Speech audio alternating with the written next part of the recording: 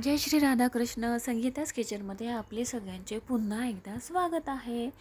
तर मी आज बनवणार आहे सोयाबीनची भाजी बनवणार आहे. तर त्यासाठी आपल्याला लागणार आहे सोयाबीन. तर 15-20 मिनटासाठी मी सोयाबीन पाण्यात भिजत ठेवून घेणार आहे. आणि आपल्याला लागणार आहे वाटण. तर त्यासाठी मी टोमॅटो, कांदा, खोबरं, आलं आणि लसूण हे सगळं आपलं तेलामध्ये व्यवस्थित लालसर होईपर्यंत तळून घेतलेलं आहे आणि त्याचीच मी पेस्ट बनवणार आहे, वाटण बनवणार आहे. आता आपल्या पॅनमध्ये आपण 3-4 चम्मच तेल टाकून घेतलेलं आहे. पाहू शकता अशा प्रकारे आपल्याला वाटण करून घ्यायचं आहे. वाटण सगळं आपलं पॅनमध्ये टाकून घेऊया. तेलामध्ये व्यवस्थित आपलं वाटण शिजवून घ्यायचं आहे आपल्याला. लालसर होईपर्यंत आपल्याला व्यवस्थित पाणी सुटेपर्यंत आपल्याला ते वाटण आपल्याला तेलामध्ये व्यवस्थित शिजवून घ्यायचं आहे.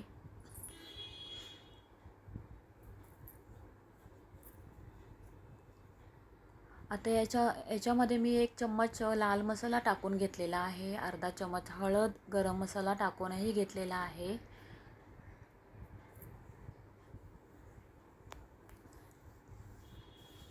आता आपले सोयाबीन आहे त्यातलं पूर्ण पाणी काढून घ्यायचं आहे आणि आपल्या या वाटणमध्ये असं टाकून घ्यायचं आहे आणि भाजी आपली व्यवस्थित मिक्स करून घ्यायची आहे आपल्याला.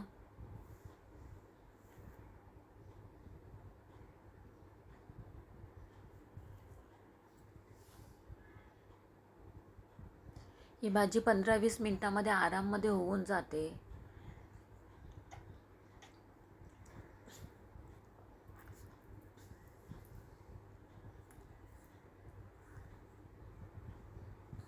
आता 1 चम्मच आपण मीठ घालून घेतलेलं आहे. हे सगळं आपल्याला व्यवस्थित मिक्स करून घ्यायचं आहे.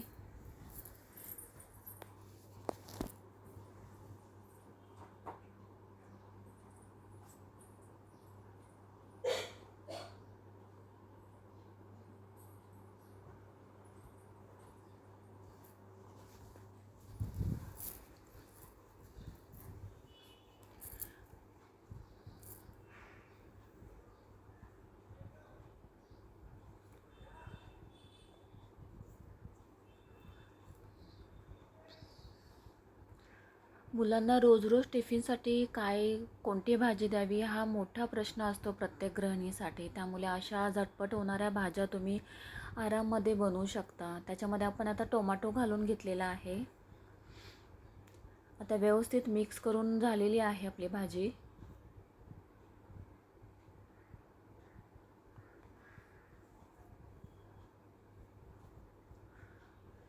मी वाटणच्या भांड्यामध्येच मी पाणी टाकून घेतलेलं आहे आणि पाणी टाकून घेतलेलं आहे भाजीमध्ये.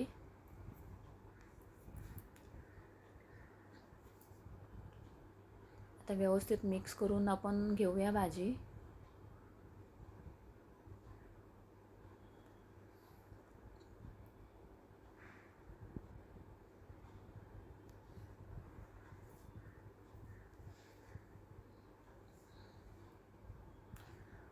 आता आपण झाकण देऊन ठेवूया 15-20 मिनटासाठी.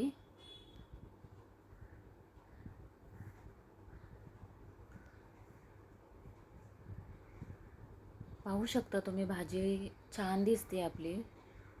ऑलमोस्ट शिजलेले आहेत सोयाबीन सगळे आपले.